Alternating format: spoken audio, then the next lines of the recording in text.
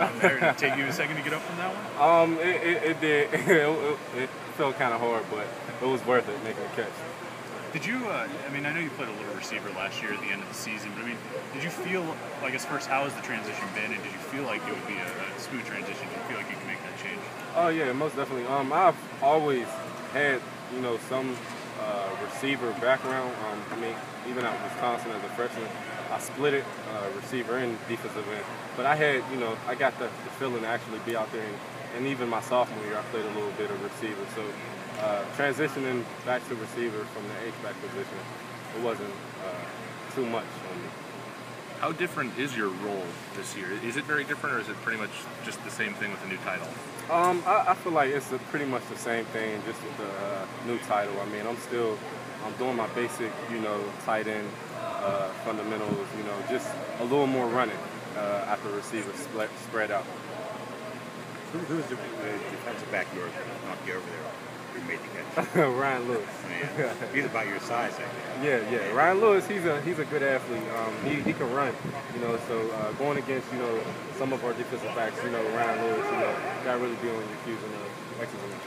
You've been a lot of talk about not just the way you play on the field, but some of the leadership things you've been offering to the team. How's that working out? I mean, I've always prided myself on, trying to be a leader. It's not easy being a leader. My coaches push me every day to, step up to that job and lead. So, just taking the coaching from my coaches and just going, what comes natural to me to lead. It's been an honor to actually do. You think you're a natural leader? I think I'm a natural leader. My father's always proud of me. My father's a leader, so it's instilled in me to be a leader. Was your father a coach? My father wasn't a coach. My father, he was in the military, so some part of that has a lot to do with it. Okay. But he put that inside me. You had a couple of nice sidelines like half the day today. I did. I try to come out here, take the coaching that my coaches give me. There's always something that they want me to work on. I'm sure there's something that, I did wrong probably, in making that catch. But, my coaches, they always, stay on top of me and push me. So there's always something that I'm trying to get better at. Do you feel like your size is maybe the biggest matchup you can have, or maybe the biggest matchup advantage you have when you're facing quarterbacks? I feel like size definitely helps, but I feel like it's my mental, my mental strength. I'm instilled, I really want to dominate mentally, beat my, opponent, whether I was smaller or bigger. Size might have some, intimidation factors to it, but I want to beat you mentally. That's what I pride on my game. How do you do that? Just make them, first you got to do it with your play, and then make them feel your presence. That's what I've always prided my game on, and that's what I stand by.